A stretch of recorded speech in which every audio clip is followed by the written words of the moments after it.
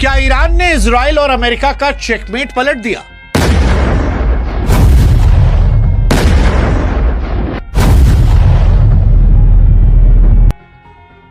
Israel America versus Iran का युद्ध कभी भी बराबरी का युद्ध नहीं था।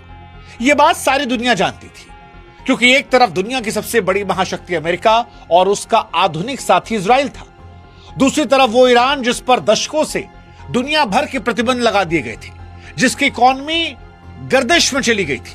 ऊपर से ईरान के सर्वोच्च नेता अली खामनोई और उनके टॉप कमांडर्स की मौत की जब खबरें आई तो पहली बार यह लगा कि शायद ईरान पूरी तरह खत्म हो गया है।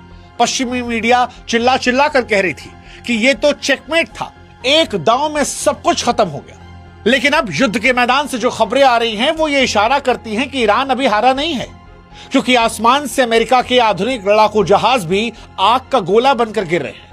खबर तो यहां तक आई कि इजरायली प्रधानमंत्री नेतन्याहू के दफ्तर पर भी हमला किया गया है।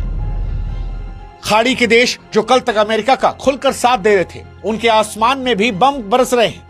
और यहीं से सवाल उठता है कि क्या ईरान को अमेरिका इजराइल ने अंडर एस्टिमेट कर दिया?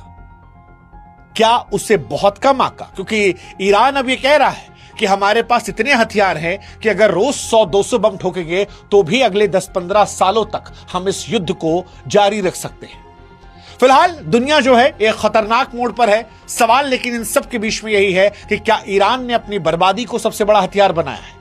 क्या ईरानी जो अमेरिका की तरफ झुकते नजर आ रहे थे वो अब खामनोई की मौत के बाद अपनी फौज के साथ खड़े हो गए हैं? और दुनिया भर में जो खामनोई की मौत के बाद आवाजें बुलंद हुई हैं, उसने ईरान की फौज को यह हिम्मत दी है कि अब अंतिम युद्ध सही तो अंतिम ही।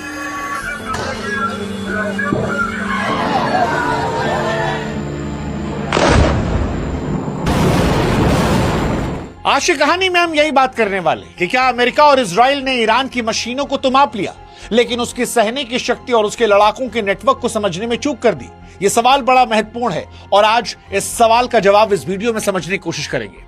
पूरी कहानी सुनने के लिए